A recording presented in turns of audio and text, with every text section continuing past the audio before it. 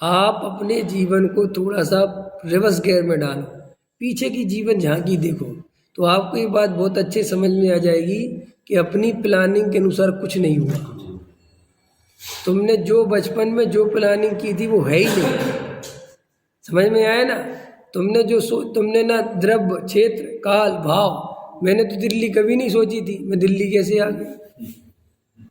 और आप तो सोचोगे कि थोड़े दिन पहले क्या, एक दिन पहले नहीं पता था मुझे तो दिल्ली जाना है। मुझे तो एक दिन दिल्ली पता चला, अगले दिन दिल्ली आ गया। और फिर मैंने ये नहीं सोचा था कि मैं दिल्ली में रह ही जाऊंगा ऐसे, मैं तो कभी नहीं सोचा था, क्योंकि मैं तो यहाँ 4 महीने के लिए 6 महीने के लिए देखने आया था कि फ्री था। मैंने कहा ठीक है साहब, चला जाता हूँ।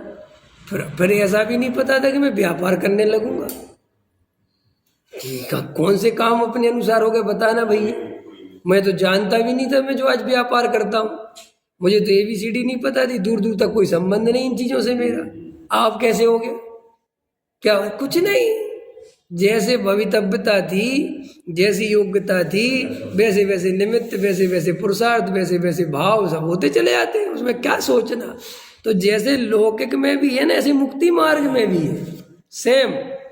मुक्ति मार्ग में भी तुम्हारी प्लानिंग से मोक्ष नहीं मिलता, तुम्हारी प्लानिंग से सम्यक दर्शन नहीं मिलता। के सामने तो सम्यक कुछ नहीं होता। तुम तो जितने निर्भर रहोगे। हाँ, जो जीव ऐसा सुनकर लौकिक कार्यों में तो प्रवृत्ति करते रहे, एकत्व करते रहे, और आत्मा को भवितव्यता पे छोड़ दें, वे नियम से वस्तु स्वरूप नहीं समझे। छोड़ने का अर्थ तो लोक को भी था और आत्मा को भी था, दोनों ही को छोड़ना था। तब तो तुम सम्यक दृष्टि होते। लेकिन मिथ्या दृष्टि लोग ऐसा उपाय करते हैं कि सम्यक दर्शन तो जब होना होगा हो जाएगा, उसका तो उपाय अपने आप होगा, और सांसारिक उपाय में रात और दिन लगे रहते हैं। सुबह महामिथ्या दृष्टि जानना। अगर हमारी सांसारिक उपाय करते हैं तो वो इस बात की रुचि है कि अभी संसार की रुचि है, समझो मेरी बात। लेकिन निर्णय तो वहां पे भी यही होना चाहिए कि होगा तो जैसे होगा, वो अपन तो है नहीं। ऐसे ही आत्मा की रुचि होगी सच्ची, तो तुम आत्मा का उपाय करे बिना नहीं रहोगे। तत्व विचार करे बिना, भले ही अंदर से निर्णय होना चाहिए कि सम्मिशन तो जब होगा तब होगा, लेकिन विचार करने का भाव आत्मा का एक अपने आप आएगा। इस स्वभाव है वस्तु का ऐसा, समझ में आए ना? लेकिन अपने ऊपर अंदर से श्रद्धा में कर्तृत्व नहीं रखना चाहिए कि मेरे को कर।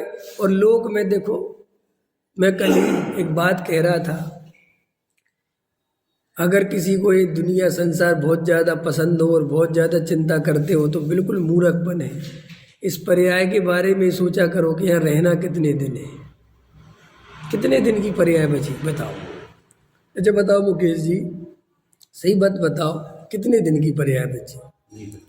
अपन को पता नहीं, फिर भी अपन मोटा मोटी अगर अपन 50 साल के हैं, ठीक है, तो 20 साल की पर्याय और बची मैक्सिमम, ठीक है, 20-25 मान। तो 25 वर्ष गुजरेंगे नहीं? जब तुम्हारे 50 गुजर गए तो 25 नहीं गुजरेंगे? ये तो तुम्हारा लॉजिक बिल्कुल सेट है ना, कि जब हमने 50 गुजार दिए, गुजरे ना 50, कितने टाइम लगा 50 गुजारने?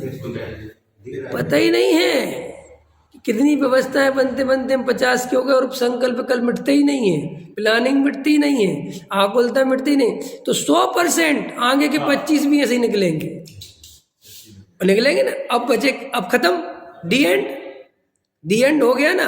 अब इस पर्याय में तुमने क्या कर लिया? चलो तुम बहुत बड़ी टाटा बिरला बन गए, क्या कर लिया? पर्याय तो छूट गई, फिर जाना पड़ेगा। तो आचार्य भगवंत हमसे कहते, इस पर्याय की इतनी चिंता क्यों करते हो? क्या तुम इस पर्याय जितने जीवन भर रहोगे, ये तो बदल जाएगी ना।